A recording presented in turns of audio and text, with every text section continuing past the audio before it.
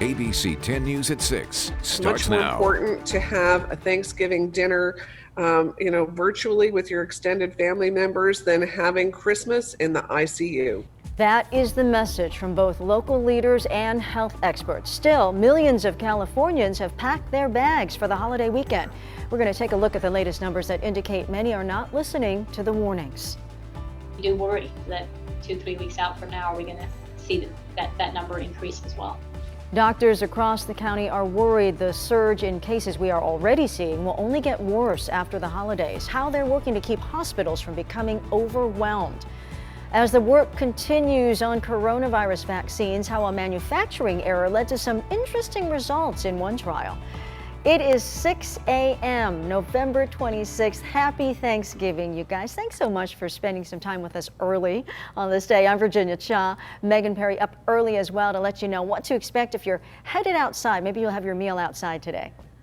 I know it's going to be nice if you have your meal outside today. Temperatures are going to be trending near normal all across the county, so not too hot, not too cool. It's actually going to be pretty perfect. We do have a red flag warning that is going to go into effect at 9 o'clock tonight. I am going to talk more about this in about 8 minutes, but let's start off with what's going on right now. Those low clouds hovering over downtown this morning will clear out quickly to sunny skies. 57 degrees right now downtown, and I am tracking a little bit of fog in parts of Ramona, Escondido, and maybe some hilly spots in Fallbrook. But other than that, just a lot of cloud cover to kick off our morning. This afternoon, temperatures are going to trend near normal all across the county. Just a touch cooler than yesterday. 60s for the coast and inland neighborhoods, 50s in the mountains, with 70s in the deserts. Virginia? Thank you so much, Megan. Well, this morning, the CDC releasing some unwelcome news, a new forecast. They are predicting up to 321,000 deaths in this country from the coronavirus by December 19th. That is less than a month away. Despite the surge in COVID cases and hospitalizations right now, many are ignoring the warnings. More than 5 million people have boarded flights since Friday. 50 million expected to travel by car and plane. The result could mean another spike in COVID cases just before Christmas. Dr. Anthony Fauci wants to remind Americans that masks and testing remain some of the best lines of defense. You let your guard down. You obviously have to take a mask off if you're eating or drinking. Try to avoid that as much as possible. A sacrifice now could save lives. Let's get to ABC 10 News reporter Vanessa Paz now, who's live at Lindbergh Field. Vanessa, even though it's much quieter there this morning than in a typical year, that doesn't mean people aren't traveling. Right, Virginia. Since, as we mentioned all morning, the CDC has recommended that folks hang tight and not travel this Thanksgiving season. AAA has reported that over 4 million Southern Californians are ignoring their message and continuing to fly out of local airports, including out of right here at Lindbergh Field. We were a little nervous at first, but everything was good. Although it wasn't the typical jam-packed crowds yesterday at the airport right before Thanksgiving, there were still those hopping on last-minute flights. The Auto Club has estimated nearly 4 million Southern Californians will still travel, 3.5 million by car and about 270,000 by air. But here in San Diego, a new poll by ABC 10 News Union Tribune shows 84% of those that we spoke to said they don't plan to travel out of town, as San Diego County continues to see a surge of record high numbers. And while it appears to be smooth sailing for passengers here at the airport, with everyone wearing masks, social distancing, and plenty of plexiglass in place, a flight attendant that we spoke to yesterday of 21 years said airline workers are still faced with ongoing challenges once everyone goes airborne. Flight attendants are trying to enforce the mask policy, and there are people who get very belligerent, people who are just non-compliant. Now, again, health officials are urging folks, it's still not too late to cancel those Thanksgiving travel plans. They do recommend instead opt for having Zoom gatherings with your family, or perhaps doing meal drop-offs. Or if you are doing any kind of dinners at your home, opt for outdoors instead. And of course, continue to wear masks no matter who you're around. Reporting live from Lindbergh Field this morning, Vanessa Paz, ABC 10 News. Thank you, Vanessa. And it helps that it's going to be a nice day today to be outside if you're eating out. out. Meanwhile, hospitals are preparing for the possible post-Thanksgiving surge. The concern is healthcare services could become overwhelmed. ABC 10 News reporter Marie Cornell joining us live from home. Marie, we have already seen that happening in hospitals across the country. Of course, the concern now is San Diego will be next. Yeah, Virginia, so we checked in with healthcare officials in our area, and they all say they are very concerned about what will happen after this Thanksgiving holiday. So where it stands right now, we're told hospitals in our area are already surpassing the number of hospitalizations they had over the summer. The latest numbers show we have more than 530 people in the hospital because of COVID-19, and there's a growing concern among those in the medical field, not only because of what they've seen after Halloween, but as we enter the rest of the holiday season with Thanksgiving starting today and the other holidays to follow. Like many healthcare systems, Scripps Health is seeing the surge of cases firsthand. They have a detailed plan in place that has managed to balance out hospital capacity by transferring patients to different hospitals as a way not to overwhelm any specific location. But health experts believe this will continue to be a challenge well into the beginning of next year.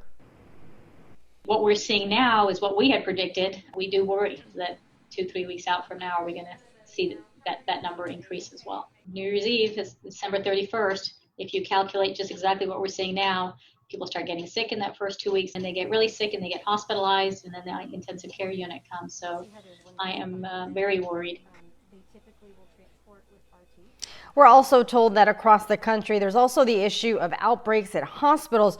So the folks here, they're having trouble getting traveling nurses to come out here when staff members here are sick. Reporting from home, Marie Cornell, ABC 10 News. Thank you, Marie. We want to show you where San Diego stands right now. The county reporting 944 new cases yesterday, although that is a drop from the day before that when more than 1,000 cases were reported. The total now stands at 75,305. 4 new deaths reported as well yesterday, raising that total to 988. Now to this developing story. Police searching for the person who shot and killed a man in his car in the Midway district last night. Police said they got a call of shots fired about 6:30 yesterday evening. When officers got there, they found a car that had hit a wall in a parking lot on Kemper and Kenyon Street, and a man in the driver's seat with a gunshot wound. He was taken to a hospital but died. Police are looking through surveillance video and asking anyone with information to please call SDPD. This is new this morning. A mistake has led to unexpected findings in AstraZeneca's coronavirus vaccine trial. So the company acknowledged a manufacturing error. They say some study participants that received the shot were given a lower dose than they were supposed to receive. Well, the error led to some interesting results. That vaccine appeared to be more effective in the people who received the lower dose than those who got the full dose.